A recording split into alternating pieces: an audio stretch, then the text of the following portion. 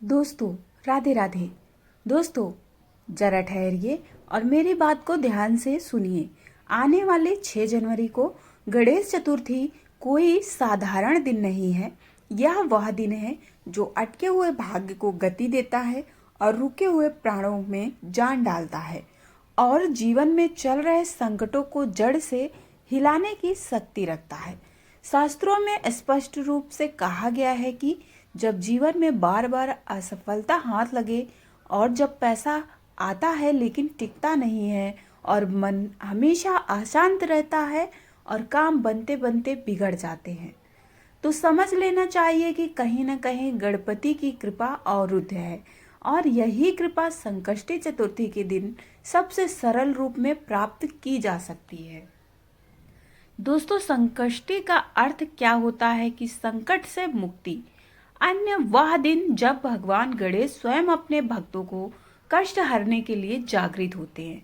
और दोस्तों, बहुत लोग सोचते हैं कि इस दिन पूरा नियम कायदे कानून से ही व्रत करने से फल प्राप्त होता है, लेकिन सच्चाई यह है दोस्तों कि भगवान प्रथम पूज्य गणेश भगवान भूख नहीं बल्कि भाव देखते हैं। और शास्त्रों में दिया गया है कि बताते हैं कि यदि कोई व्यक्ति किसी भी कारण व्रत को पूरा नहीं कर पाता है, यदि व्रत सही विधि से सही चीज से उस दिन यह चीज ग्रहण कर लिया जाए, तो दोस्तों उसकी समस्त समस्याएं समाप्त हो जाएगी। और 6 जनवरी संकष्टी चतुर्थी के दिन चाहे व्रत करे या ना करे या फिर व्रत तोड़ दे, लेकिन इस दिन यह 3 विशेष चीज अवश्य खाए। और दोस्तों, यह 3 चीज कोई महंगी, कठिन या दुर्लभ चीज नहीं है। यह इतनी सरल चीज है कि हर घर में आसानी से मिल जाती है, लेकिन इनका प्रभाव इतना ही गहरा माना गया है कि जो व्यक्ति इन तीनों चीजों को ग्रहण कर लेता है, उनके जीवन में धीरे धीरे सभी समस्याएं समाप्त हो जाती हैं, क्योंकि दोस्तों निर्णय सही होने लगते हैं और गणपति की कृपा अस्थायी बनने लगते हैं। दोस्तों, यह एक बात ध्यान से सुन लीजिए, यह कोई डराने वाली बात नहीं है, ना तो यह अंधविश्वास वाली बात है। दोस्तों, यह परंपरा और संकेत का सार है। जैसे शरीर के लिए सही भोजन आवश्यक है, वैसे ही जीवन के लिए सही ऊर्जा और सही भाव की आवश्यकता होती है। संकष्टी चतुर्थी का दिन पूरे महीने की दशा और दिशा तय करता है। इस दिन किया गया छोटा सा सही काम आने वाले दिनों में बड़ा और लाभदायक परिणाम देता है। लेकिन दोस्तों, इस बार साल 2026 में सकट चौथ को लेकर लोगों के मन में संशय बना हुआ है। यह व्रत किस दिन रखा जाएगा, 6 या 7 जनवरी को? पूजा पाठ किस दिन किया जाएगा? तो दोस्तों, हर शुभ मुहूर्त क्या रहेगा, व्रत में क्या खाना चाहिए क्या नहीं खाना चाहिए, साथ ही व्रत में कौन सी गुप्त चीजें खानी है आपको, जिसे खाने मात्र से आपको अपार धन की प्राप्ति होगी। तो दोस्तों, इस वीडियो के माध्यम से आज हम आपको यही बताएंगे कि आपको ऐसी कौन सी 3 चीज खानी है जिससे आपकी समस्त समस्याएं खत्म हो जाए और भगवान श्री गणेश जी की कृपा विशेष रूप से आपको प्राप्त हो। आओ दोस्तों, वीडियो शुरू करने से पहले आप लोग वीडियो को एक लाइक अवश्य करें और कमेंट में जय श्री गणेशाय जरूर लिखें दोस्तों। और चैनल पर नए हैं तो चैनल को जरूर सब्सक्राइब करें। दोस्तों, लोगों के प्रश्न यह आ रहे हैं कि सकट चौथ में खट्टी चीज या नमक खा सकते हैं या नहीं। दोस्तों, साल भर में एक ही बार सकट चौथ का त्योहार आता है और इस दिन किया गया कोई भी उपाय खाली कभी नहीं जाता है। दोस्तों, सकट चौथ को संकष्टी चतुर्थी या तिल चौथ भी कहा जाता है। इस दिन विशेष रूप से भगवान गणेश जी की पूजा होती है। यह व्रत प्रत्येक कृष्ण पक्ष के माघ माह के चौथी तिथि को आती है। इस दिन महिलाएं विशेष रूप से गणेश भगवान की पूजा करती हैं और गणेश भगवान के लिए व्रत रखती हैं ताकि उनके परिवार और जीवन में समृद्धि और खुशहाली सदा बनी रहे।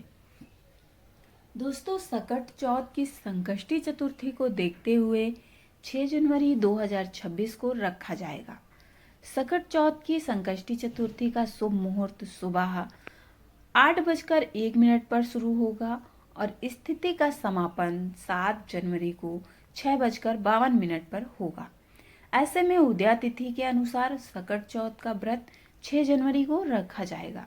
इस दिन स्त्रियां अपने संतान की लंबी आयु और खुशियों के लिए व्रत को धारण करती हैं और चंद्रमा को अर्घ देने के बाद व्रत का पालन किया जाता है। दोस्तों, यदि सकट चौथ के दिन गाय को यह एक चीज खिला देते हैं तो इस दिन आपके ऊपर विशेष कृपा प्राप्त होगी और पूरे साल धन की वर्षा होगी। दोस्तों, माना जाता है कि गाय में 33 देवी देवताओं का वास होता है और जिस घर में गाय होती है उस घर में वास्तु दोष, पितृ दोष सदा के लिए खत्म हो जाता है। और दोस्तों, जब भी आप रोटी बनाएं तो सर्वप्रथम गाय को खिलाएं। ताजी रोटी बनाकर बहुत ही शुभ होता है और आपके जीवन में रुके हुए धन को तेजी से जागृत करता है। हो सके तो आप हर दिन सुबह यह उपाय करें। जब भी रोटी बनाएं, इसके बाद एक रोटी गाय को अवश्य खिलाएं।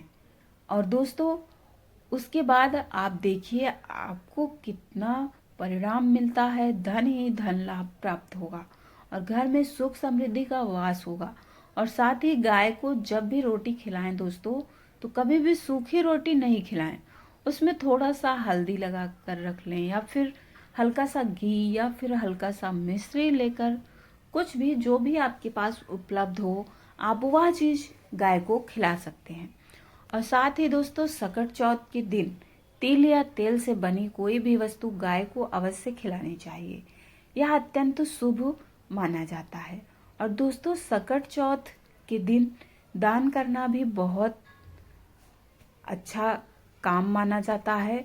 तो इस दिन आप तिल से बनी जो भी वस्तु हो आपके पास उसको दान अवश्य करें। जैसे कि गजक तिल, तिलकुटा आदि का दान अत्यंत शुभ होता है।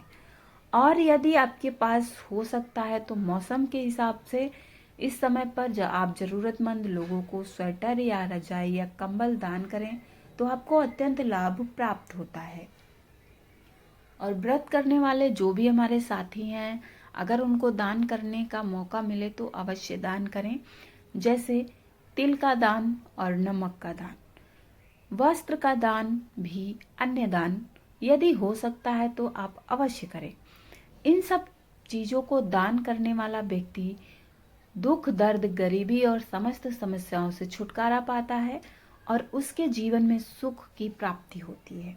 घर में बरकत होती है और सुख समृद्धि सदा घर में वास करती है और सदा घर में सकारात्मक ऊर्जा का वास होता है। और इस दिन दोस्तों, गाय या हाथी को गुड़ खिलाने से अकाल मृत्यु में कमी आती है या फिर कभी नहीं होती है, वह टल जाती है। इस बात का भी आप विशेष ध्यान रखें। यदि संभव हो तो आप अवश्य खिलाएं गाय या हाथी को गुड़। इसलिए आप अपनी श्रद्धा के अनुसार इन सब चीजों का ध्यान अवश्य करें। और दोस्तों, सकट चौथ के लिए कुछ रामबाण उपाय आइए जानते हैं। सकट चौथ के दिन आपको गणेश भगवान के सामने घी का दीपक जलाएं और उसमें कपूर डालकर दीपक को प्रज्वलित करें।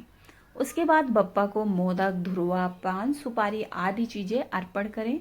ऐसा करने से आपके संतान के जीवन में खुशहाली आएगी और साथ ही आपके संतान के जीवन में सुख, वैभव और समृद्धि की प्राप्ति होगी। साथ ही बप्पा का आशीर्वाद सदैव आपके पुत्र के ऊपर बना रहेगा। तो दोस्तों, आज की यह वीडियो उम्मीद करती हूँ आप लोगों को बहुत ज़्यादा मदद मिली होगी और बहुत ज़्यादा हेल्पफुल रहे होगी। तो दोस्तों, वीडियो पूरा देखने के लिए बहुत बहुत धन्यवाद।